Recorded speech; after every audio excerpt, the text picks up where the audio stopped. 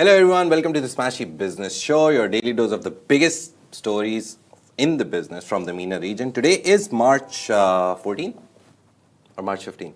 It's March 12th. March 12th. Hello. It's March 12th today. I'm going forward it's a lot. March 12th today. Yeah, I'm speeding up a lot. But yeah, welcome to the show, and I have with me. I'm Ward Ahmed, and today we have great topics for you. So firstly, ADQ, the third largest sovereign wealth fund in Abu Dhabi, has just bought out more than 50% stake in Aramex. And secondly, and this one's really interesting, so there's actually a rise of Egyptians who are participating in the real estate property market of Dubai. And thirdly, we're going to tell you about how the UAE's female entrepreneurs have faced a lot of hurdles with funding, but the way that they were able to actually overcome this was through digital media. Yeah. And stay with us till the end because we'll be diving into how Alshaya Group from the UAE, from the Middle East, and they're based in Kuwait, used RBV theory. We'll tell you all about it. And they used it to dominate the retail sector. So that's what we're going to do today. First of all, the very first story, ADQ has become a majority owner of Aramex. Aramex is a very old company. It's been listed on the Dubai financial market for a long time. And it's a very big news in the logistics sector. Abu Dhabi Sovereign Wealth Fund, which is the third largest wealth fund, ADQ, has secured 58% to be exact majority in Dubai-listed Aramex.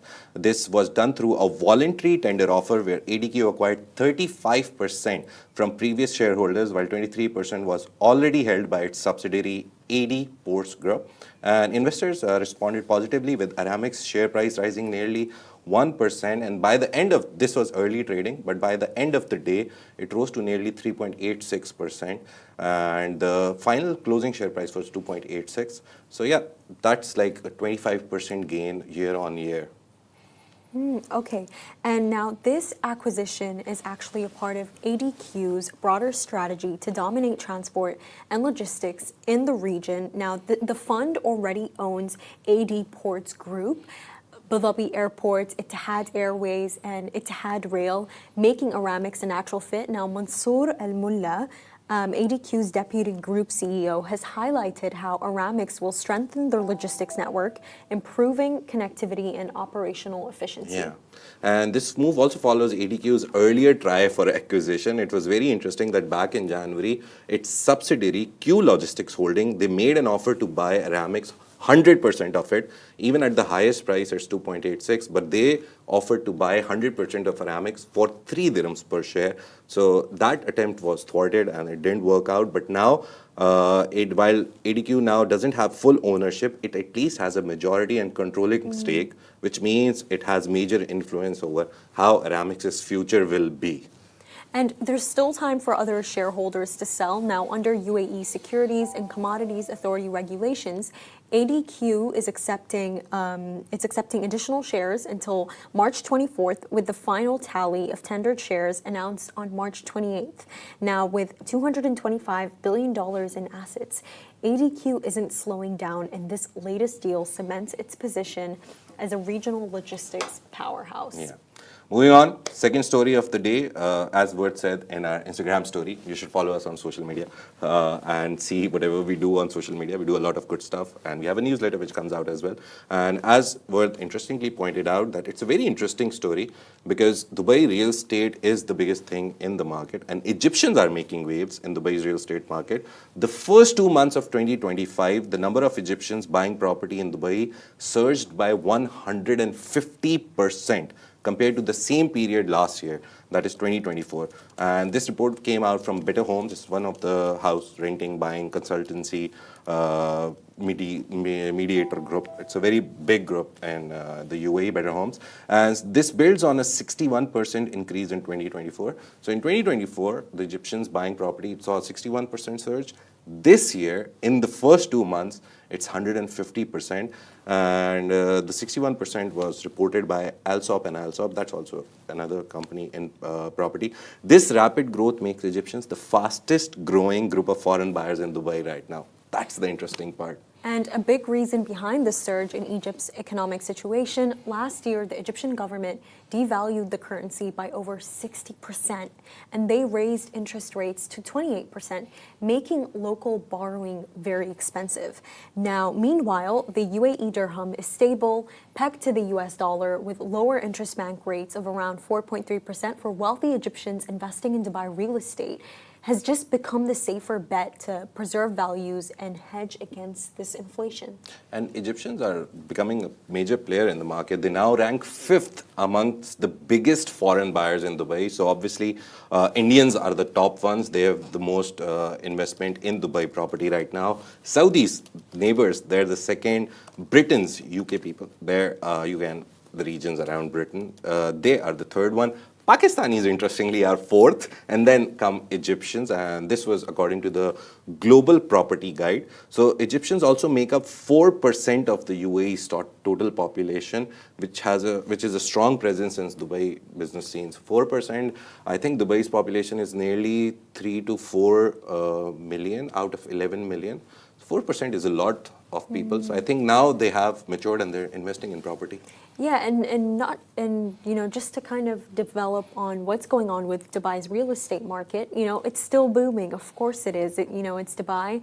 Now, in February 2025, property sales actually jumped by over a third to 16,000 transactions, while the total sales value rose by 40% to $14 billion in Dubai. But interestingly, property prices fell by 0.6% in January, marking the first decline since mid-2022. Now, with the Egyptian interest rates expected to drop next month, even more buyers from Egypt could be heading to Dubai soon. And there are a lot of rich billionaires from Egypt who are based here. Naguib Suarez, yes. Yeah, Naguib Suarez, very prime example. And his brother, he also has a family office in Abu Dhabi. So yeah, Egyptians are doing good.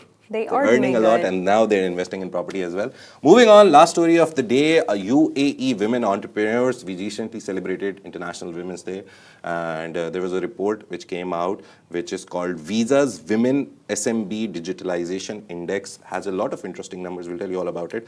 They're facing funding challenges, but they are embracing digital growth, and that is how they're growing, keeping their whole setup lean and mean.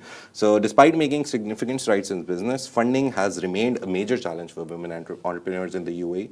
And this study says that 57% of women-owned businesses rely on personal savings to fund their ventures, or while 43% turn to family and friends for financial support. So they don't get enough backing from venture capitalists or whoever invests in business. So the lack of easy access to formal investment or bank loans is a key barrier to scaling their businesses where they want to take them eventually. But what's really interesting about all of this is, and the way they were able to overcome this challenge, is that they're actually leading in digital adoption.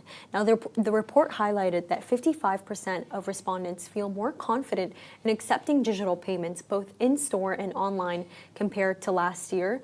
The shift is crucial as more businesses move towards cashless transactions and digital commerce. Social media is also such a game changer. 67% use business social media accounts, while 43% sell directly through their business websites.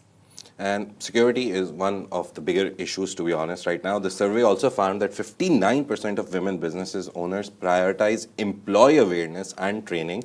And while 51% invest in advanced security measures, obviously they're going digital, so they have to put advanced security measures in place. And AI is also playing a growing role. You can't talk about anything right now in the world without talking about AI. And more than 70% of women entrepreneurs are using AI tools in everything, like HR, sales, marketing, data analysis, and they're using that to improve efficiency. And looking ahead, women-led businesses in the UAE are focused on growth and innovation.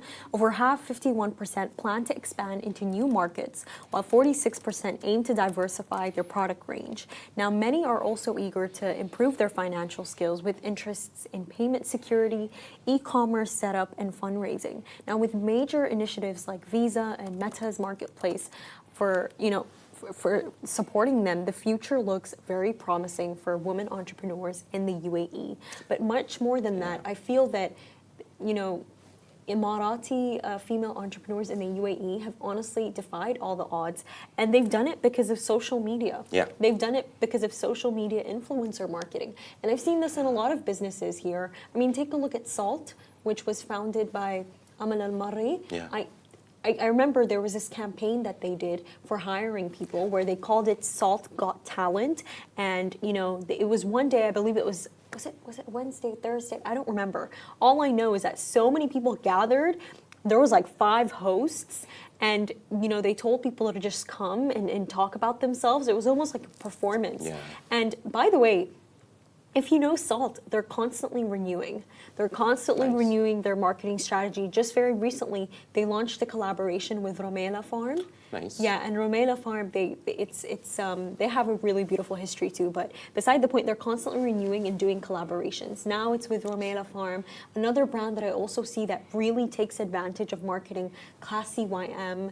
Basically, what they did is that they create affordable abayas. They create Nice. affordable abayas, and by the way, abaya business here is insane. It's so insane. Like you could easily go into a store and be ripped off and pay 1K. But then you have Classy YM that makes modesty affordable. Making modesty affordable is so important. Where do you buy especially your abayas from? where I buy my Like, abayas what is your from? favorite place? Like, money-wise also, like Global monetary Village. wise. Global Village. Village. Global I think Village. they're expensive there. No, the they UAE are? Pavilion, I got it for 100 for one abaya. Nice. Yeah, 100. tell your wife. Honestly, tell your wife it's really good. I Because- could have gotten it for lower, Yeah. but my sister destroyed my chances because she doesn't like to bargain. Oh. I could have done it. I could have made it 80 or 70 because Nice. you know I bought a bunch.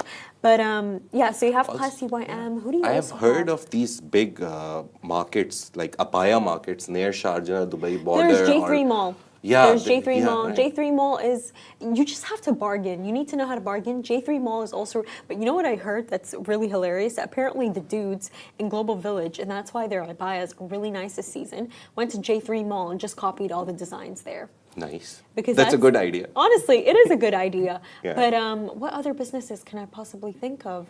Yeah, there's so many women in the UAE, and what I've noticed is their businesses, they're able to receive the funding that they need because their marketing is just so good. Yeah. And Classy at YM, by the way, their marketing, it's so beautiful. It's so beautiful. They get people to, jump on this hype. They have different models. Trends? Yeah. Do they and create trends? They make it very aesthetic, and actually the founders themselves, they show up in the videos. I've met them. Nice. They're really sweet girls. They're really nice. But yes, before we close, we've started a new thing today. Let's see how it goes. And if you like it, you can tell us in the comments wherever you're listening. It's called How Did They Do It? So we're trying to find businesses in the Middle East and find special business theories or special ideas that you use. For our first one, it's Alshaya Group. It's a retail giant. Everyone knows it. They own Starbucks franchises in the region. So everyone literally knows them right now. And they have mastered the art of franchising. And it was very interesting to read that, first of all, some history, founded in 1890, company transformed from a shipping business into a powerhouse that operates more than 4,000 stores now across the Middle East, North Africa, and beyond. So MENA is their main market, primary market, and then they have businesses everywhere else. They hold franchise right for some of the world's biggest brands, including Starbucks, H&M, Cheesecake Factory, and Victoria's Secret. But what makes them so successful? And the answer is resource-based view theory. It's a RBV theory, which focuses on leveraging unique internal resources for competitive advantages. So if you have unique sources, you use them for a competitive advantage. Now, instead of creating their own brands, Alshaya excels in market knowledge, logistics, and regional consumer insights. Now, they understand Middle Eastern shopping habits, cultural preferences, and business regulations better than foreign companies trying to enter the market alone. Now, their extensive distribution network, prime retail locations, and strong relationships with global brands, that's what gives them that edge, and this perfectly aligns with the RBF theory, where success isn't just about entering a market, but also about using specialized capabilities to dominate it. Yeah. And by leveraging these strategic assets, Alshaya has expanded rapidly while maintaining a stronghold in multiple industries because they're into Cheesecake Factory, Victoria's Secret, they're in everything. And their success proof that having the right resources is just as valuable as having the right products, and that's the RBV theory for you. That's it for today for Smashi Business Show. We hope you found these insights invaluable. If you enjoyed the show, make sure to follow us on all social media platforms. You'll find us as Smashi Business everywhere. You just have to write Smashi Business, will pop up. And don't forget, we also have a daily business newsletter packed with the latest news, trends, and deep dives. You can subscribe to it using the link in the description. And stay ahead of the game. Thank you very much for joining us today. It's the Smashi Business Show, part of the Smashi Business production, part of the Augustus Media Podcast Network. And we're proud to have 1.5 million monthly listeners across all platforms. We have Love in Dubai Show, Smashi Business Show. Most probably soon enough, we'll come with the Smashi Crypto Show as well. So thank you if you're one of the listeners. And take care. Have a good day. See you tomorrow.